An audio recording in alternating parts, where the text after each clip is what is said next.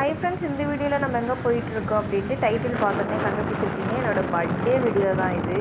பர்த்டேக்கு அதுவும் நைட் டைமில் அருண் எனக்கு கேக் வாங்குறேன்னு சொல்லிட்டு சர்ப்ரைஸ் பண்ணுறேன்ட்டு என்னையவே கூட்டிகிட்டு போய் கேக் வாங்குறாரு. கேக் வாங்கும்போது எனக்கு என்ன கேக்கு பிடிக்கும் அப்படின்ட்டு என்னையவே கேட்டு வாங்கினார். அது எனக்கு ரொம்ப ரொம்ப பிடிச்சிருந்துச்சி. பட் இருந்தாலும் இப்படி சர்ப்ரைஸ் பண்ணுவாங்களா அப்படின்னு கேட்டதுக்கு, நான் உனக்கு வாங்கி கொடுக்குறதே சர்ப்ரைஸ் தான் அப்படின்னு சொல்லிட்டு எனக்கு என்னையவே கூட்டிகிட்டு போய் டெமோ பார்க்குறதுக்காக பீஸ் கேக் வாங்கி கொடுத்து அதை 2 பேரும் நாங்கள் சாப்பிட்டு பார்த்துட்டு எந்த கேக் பிடிச்சிருக்கோ அது வாங்கினேன். இருந்தாலும் எனக்கு பிளாக் ஃபாரஸ்ட் ரொம்பவே பிடிக்கும். ஸோ அதனால் நான் பிளாக் ஃபாரஸ்ட்டு செலக்ட் பண்ணிக்கிட்டேன். அதுக்கப்புறம் வீட்டுக்கு வந்து நான் போய் வீட்டில் டச்சப்லாம் பண்ணிட்டு வரதுக்குள்ளாரியே அருண் வந்து எனக்கு கேக்கு டேபிளெல்லாம் எடுத்து போட்டு அலைன்மெண்ட்ஸ் எல்லாமே ஃபுல் அரேஞ்ச் பண்ணி வச்சிட்டாரு. அது எனக்கு செம்மையாக இருந்துச்சு. இந்தளவுக்கு என் பர்த்டேக்கு ரொம்ப எஃபர்ட் எடுத்து பண்ணுவார் அப்படின்ட்டு ஒரு டைம் கூட இந்த மாதிரி பண்ணது கிடையாது.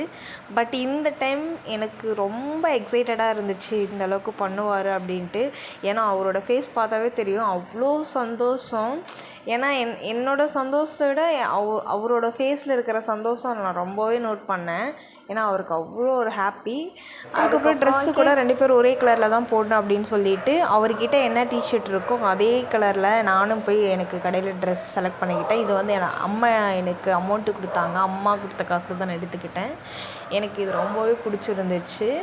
அதுக்கப்புறம் கேக் வந்து ஊட்டி விட்டுட்டு அதுக்கப்புறம் எனக்கு பயங்கர ஒரு சர்ப்ரைஸ் பண்ணார். என்னன்னு பார்த்தா கிஃப்ட்டு கொடுத்தாரு.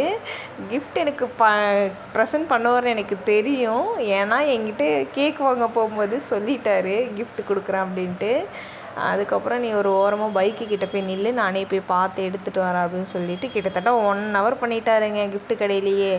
நானும் என்ன எடுப்பார் 1 ஹவராக என்ன எடுக்கிறாருன்னு பயங்கர எக்ஸைட்டில் இருந்தேன். அதுக்கப்புறம் தான் எனக்கு ஒரு நிமிஷத்தில் அப்படியே எப்படி சொல்கிறதுங்க, இவ்வளோ நேரமாக ஒரு கிஃப்ட்டு செலக்ட் பண்ணுறதுக்கு அப்படின்னு ஆயிடுச்சு.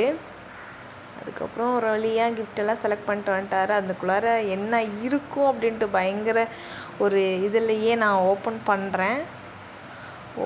பண்ணியாச்சு. ஒரு வழியாக பண்ணி பார்க்கும்போது தான் அதில் 2 கப்புள்ஸ் பேராக இருப்பாங்க. செம்மையாக இருந்துச்சு.